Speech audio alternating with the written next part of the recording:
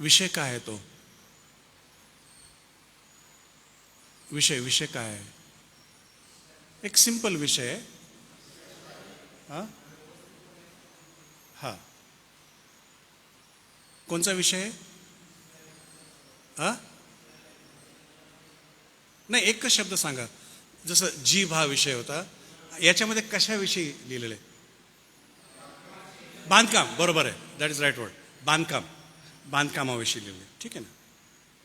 मग कोणी दगडाने बांधेल, कोणी सोन्याने बांधेल, कोणी कडब्याने बांधेल, गवताने, हे बांधकामाविषयी, ठीक आहे. हे कोणाच्या बांधकामाविषयी सांगितलेलं आहे?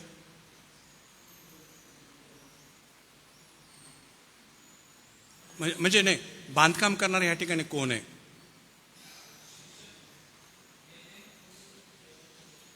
ओके ओके,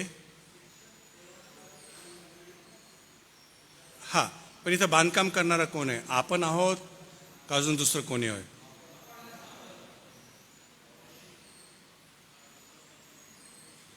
तुम्ही त्याच्या अगोदरचे वचन वाचले का? समस्या काय होती कनितीतल्या मंडळीमध्ये? त्या प्रॉब्लेमला धरून हे लिहिलेलं आहे. काय समस्या होती कनितीतल्या मंडळी? बऱ्याचशा समस्या होत्या, त्याच्यामध्ये अजून एक महत्त्वाची समस्या होती. वाचलं का तुम्ही त्याच्या अगोदरचे काही वचन? काय काय समस्या होती?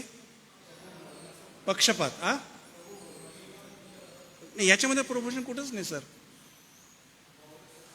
याच्यामध्ये प्रोपोजन कुठंच. हां, बरोबर आहे, तुमचं म्हणणं बरोबर. समस्या बऱ्याचशा होत्या, प्रभूजन्य समस्या, सरांचं म्हणणं बरोबर आहे. व्यभिचाराची समस्या होती, डॉक्टरींची समस्या होती, प्रभूजन्य कोर्ट केसेस होते, सरांचं म्हणणं बरं. पण या शास्त्र भागामध्ये समस्या काय आहे? बरोबर आहे, त्या ठिकाणी म्हटलंय की म्हणायचे आम्ही अपोलोसाचे आहोत, एक जण म्हणा आम्ही पौलाचे आहोत, एक जण म्हणा आम्ही कोण पेत्राचे आहोत. ही समस्या आहे, आणि ही समस्या हँडल करताना तो लिहित आहे. आणि तो म्हणत आहे की आम्ही जे सेवक आहोत, संत पौल म्हणतो मी फक्त रोप लावलं आणि पाणी कोणी घातलं? अपोलोसाने पाणी घातलं, ठीक आहे. आता संत पौल ह्या ठिकाणी एल्डर्स विषयी बोलत आहे, वडिलांविषयी बोलत आहे, किंवा शिक्षकांविषयी बोलत आहे. आणि तो वडिलांना उद्देशून म्हणत आहे, शिक्षकाला उद्देशून म्हणत आहे की तुम्ही बांधकाम कसं करता. तर हे आपल्या बांधकामाविषयी नाही आहे. वडील लोक बांधकाम कसं करतात त्याच्याविषयी. बघा 10 वचन, माझ्यावर झालेल्या देवाच्या अनुग्रहाच्या मानाने मी कुशल कारागिराप्रमाणे पाया घातला आणि दुसरा त्याच्यावरती इमारत बांधत आहे. मग दुसरा शिक्षक किंवा दुसरा एल्डर वडिला ती इमारत बांधत आहे. आता तो कशाने बांधत आहे हे त्यानं ठरवावं, हा त्याचा अर्थ आहे.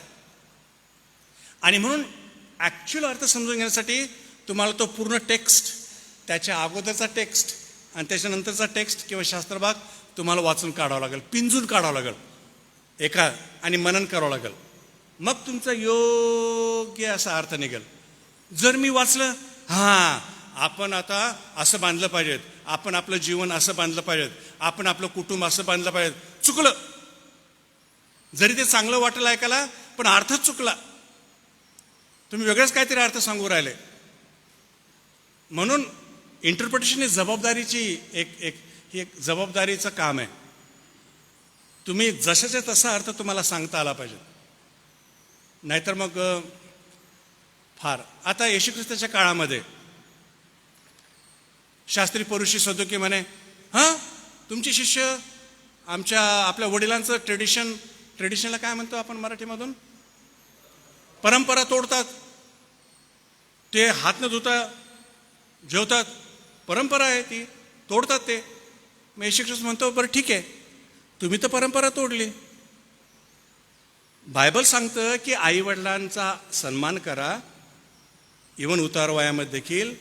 आणि तुम्ही काय करता? आईवडिलांसमोर बसवता आणि आईवडिलांना म्हणतात आता तुम्ही 15 वर्ष जगणार आहेत आणि तुमचा आता खर्च येईल, आम्हाला आता 40-50 लाख रुपये खर्च येईल, 50 लाख खर्च येईल, आम्ही तो 50 लाख रुपये आम्ही देवाला देणार आहोत, आता आमची जबाबदारी संपली, तुम्ही तुमचं बघा. मग तो म्हणते तुमच्या ह्या ट्रेडिशनने तुम्ही देवाची आज्ञा तोडली. कारण देवाची आज्ञा सांगते आईवडिलांना सन्मान कर. एक्झॅक्टली त्याप्रमाणे जर तुम्ही शास्त्र अभ्यासाचा मनन करणार नाही, त्याचं पूर्ण पार्श्वभूमी जर तुम्ही संपूर्ण लक्षात घेणार नाही, मग चुकीचे इंटरप्रिटेशन सुरू होतात. ठीक आहे, सैतानाने तेच केलं. आणि नंतर तो म्हणतो की तुम्ही कसं बांधता हे त्याच्यावरती बरंच काय अवलंबून आहे. सोने, रुपे, मूलवान, पाषाण तुम्ही कशा, आणि मग त्याची शेवटी परीक्षा होणार आहे. अग्नीने परीक्षा होणार आहे. आणि ज्या कोणाचे काम त्या पायावरती बांधलेलं टिकेल त्याला मजुरी मिळेल, आणि ज्याचं जळून जाईल त्याचा तोटा होईल. कसा बसा तो जाईल त्याचं तारण होईल. आता लक्ष द्या, 16 वचन. तुम्ही देवाचे मंदिर आहात आणि तुमच्यामध्ये देवाचा आत्मवास करतो. मंडळीला म्हणत आहे, जर कोणी देवाच्या मंदिराचा नाश करतो तर देव त्याचा नाश करील. तर मंडळीचा नाश करणारा कोण आहे माहिती आहे का? वडील वर्ग किंवा बांधणारा वडील वर्ग. हे वडील वर्गाविषयी आहे, हे मंडळीच्या वडील वर्गाविषयी आहे की तुम्ही कसं बांधकाम करता. आणि फार मोठी, हे बघा, मंडळी चालवणं तुमचं काय हे नाही बरं, ही देवाची मंडळी तुम्ही चालवतात आणि तुम्ही जबाबदार आहात. शेवटी तुम्हाला तुमची परीक्षा होणार तुमच्या कामाची. काय ते दर रविवारी यायचं, आपलं काय ते शिकून घरी जायचं, हे करू नका बरं. असं जळून जाईल ते सगळं काम. तुमचं बांधकाम सोन्याचं असलं पाहिजे आणि चांदीचं असलं पाहिजे. संपूर्ण बायबल आणि शास्त्रलेखानुसार सगळं शिकवणं.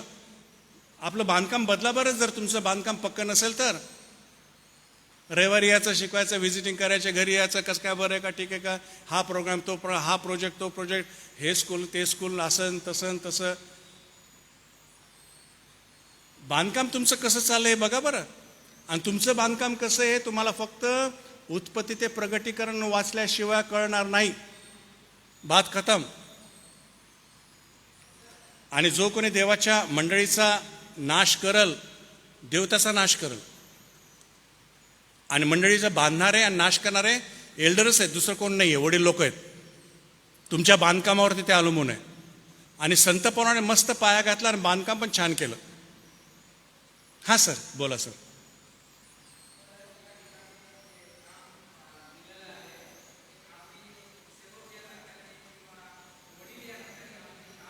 करेक्ट.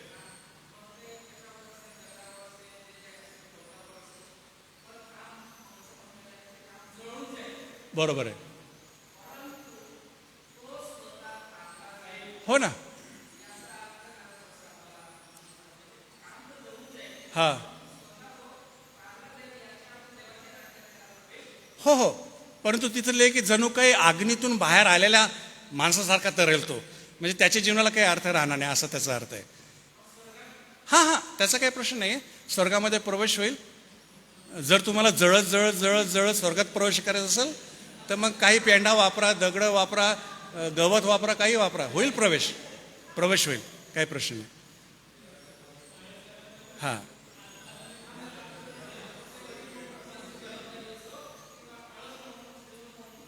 पण नंतरचं वचन काय म्हणतं? जो कोणी माझ्या मंदिराचा नाश करेल मी त्याचाही नाश करेल. हे पण वचन आहे. मग आता काय म्हणावं? ठीक आहे. हां. जळत जळत तारलं जाईल. ठीक आहे. ते पण तारण चांगलं आहे, काय हरकत नाही. काय हां. बरं. हां, मंडळीला तुम्ही मंदिर आहात. दुसऱ्या ठिकाणी वैयक्तिक शब्द आलेला आहे की तुम्ही देवाचे मंदिर आहात. ज्यावेळेस तो व्यभिचाराविषयी बोलतो. हां. हो. हां, तुम्ही देवाच्या मंदिरात. आणि पुढे म्हटलं की जो कोणी देवाच्या मंदिराचा नाश करतो, तर मंदिराचा नाश करणारा शिक्षक असतात किंवा एल्डर्स असतात. आणि सगळे एल्डर्स शिक्षक असले पाहिजेत बरं. हे प्लीज समजून घ्या, सगळे वडील शिक्षक असले पाहिजेत. असो, आपण आपल्याजवळ आता किती वेळ राहिला सर आपल्यासाठी? आपल्याजवळ 10 मिनटं आहेत. आता पुढच्या विषयाचे फक्त इंट्रोडक्शन मी देतो आणि नंतर मग बंद करतो. पुढचा विषय आहे मंडळी. आणि मंडळीच्या बाबतीमध्ये पुन्हा कन्फ्युजन खूप आहे. प्रत्येक मंडळीला नमुना असतो प्रत्येक मंडळीला उद्देश असतो आणि मंडळीला प्रक्रिया असतात, प्रोसिजर असतात. तर तुम्हाला इंट्रोडक्टरी एक एक्झाम्पल देतो, म्हणून कोणत्या दिशेने मी चालू आहे तुम्हाला कळेल. बरं, तुम्हाला नोहा माहीत आहे का? नोहा माहीत आहे का? नोहा माहीत आहे, ठीक आहे. आणि नोहाला सांगितलं की 120 वर्षाचा काळ दिला आणि नोहाला सांगितलं की तारू बांध, बरोबर आहे की नाही? ठीक आहे. आता एक एक शब्द लक्षात घ्या.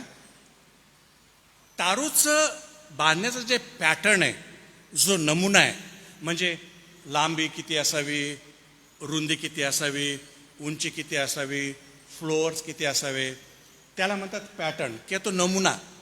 ठीक आहे. हा नमुना कोणी ठरवला? बरोबर आहे, अग्री? ठीक आहे. आता मी नोहाचं तारू एक प्रकारे एक डिव्हाइन इन्स्टिट्यूट मानतो त्या काळासाठी. ती एक दैवी संस्था होती असं त्या काळापुरती हे मी मानतो. ठीक आहे, कारण सगळ्या देवाचा प्लॅनच होतो. ठीक आहे. तर तारूचा नमुना कोणी ठरवला? बरोबर आहे ना?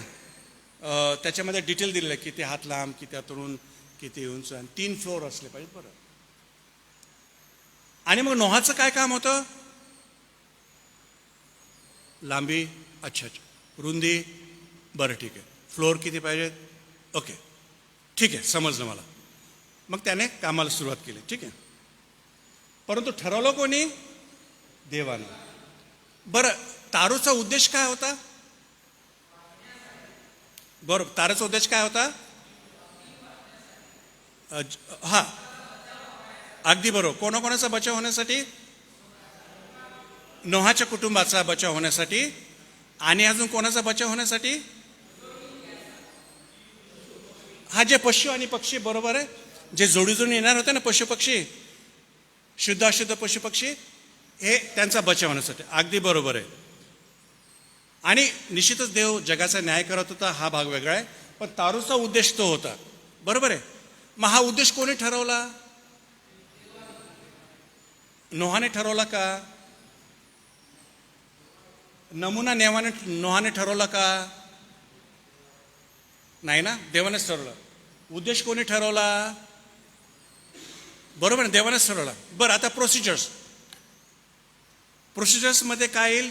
पाऊस केव्हा येणार आहे हे कोणी ठरवलं?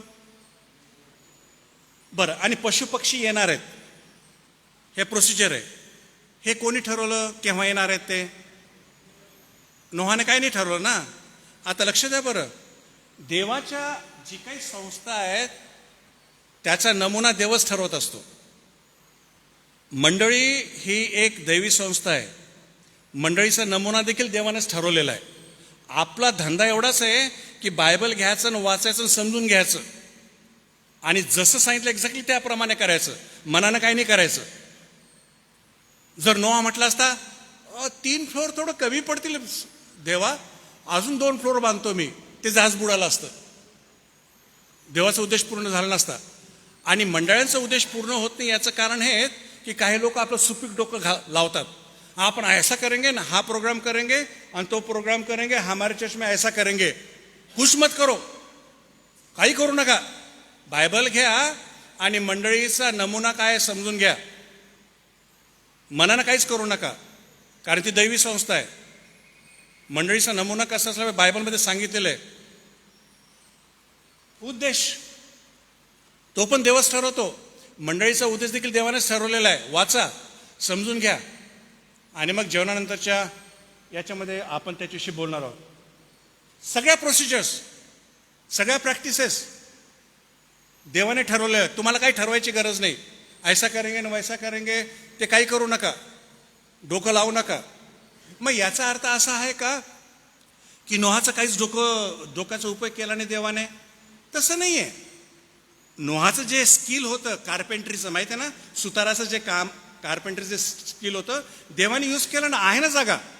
तुमचं क्रिएटिव्हिटी, तुमच्या बुद्धीला वापरण्यासाठी जागा आहे देवाजवळ. पण याच्यामध्ये इंटरफेअर करू नका आणि हे बदलण्याचा प्रयत्न करू नका आणि इथं काही घुसडण्याचा प्रयत्न करू नका. नमुना देव ठरवतो, उद्देश देवच ठरवतो आणि प्रक्रिया देवच ठरवतो. आणि समस्या ही आहे की आपल्या वडिलांना माहीत नाही. मलाही माहीत नव्हतं. माझं डिनॉमिनेशन मला जर सांगायचं मी तसं करायचो. 20 वर्ष नाचलो मी तिथं डिनॉमिनेशनसारखं. नंतर मला आता कळायला लागलं की त्याचा उद्देश काय, त्याचा नमुना काय आणि त्याची प्रक्रिया काय. तर फार इंटरेस्टिंग सब्जेक्ट राहणार आहे जेवणानंतर. ठीक आहे, आपण ह्या ठिकाणी ब्रेक घेऊया आणि नंतर मग जेवणानंतर वापस येऊया. थँक्यू.